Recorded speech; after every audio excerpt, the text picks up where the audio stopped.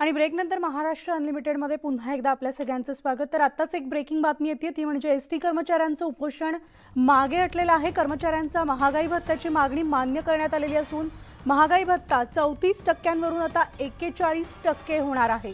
त्यामुळे थकबाकी जी आहे ती 15 दिवसात देणार असल्याचं उदय सामंत यांनी सांगितलंय। मागण्या मान्य झाल्याने उपोषण मागे घेण्यात आलेलं आहे। तसंच एसटी कर्मचाऱ्यांची जी थकबाकी आहे या संदर्भात येत्या 15 दिवसात निर्णय घेतला जाईल असं आश्वासन मंत्री उदय सामंत यांनी दिलेलं आहे। त्यामुळे कर्मचाऱ्यांनी उपोषण स्थगित केलेलं आहे। प्रवाशांना नक्कीच दिलासा मिळाला आहे।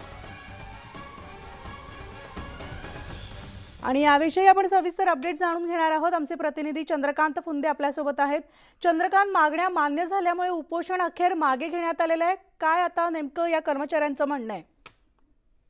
हो, निश्चितच ऐन सीझनला एसटीच्या कर्मचाऱ्यांनी उपोषणाचं हत्यार उपसलं होतं, कारण त्यांच्या मागण्या होत्या काही। त्यांना जो डीए आहे जो फक्त 34% मिळाला होता तो त्यांना वाढून हवा होता, तो शासनाने मान्य केलेला आहे। देण्याचं आश्वासन दिलं। जी मान्यता प्राप्त संघटना आहे संदीप शिंदे यांनी उपोषण पुकारलं होतं, हनुमंत ताटे यांची संघटना आहे।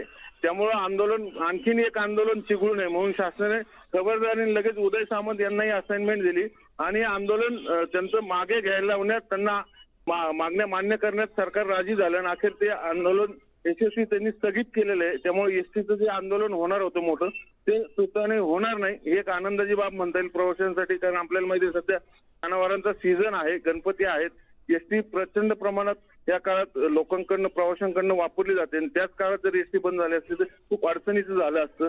म्हणून हे आंदोलन सरकारने किमान या आंदोलनात तरी यशस्वी तोडगा काढलाय असं म्हणायला हरकत नाही।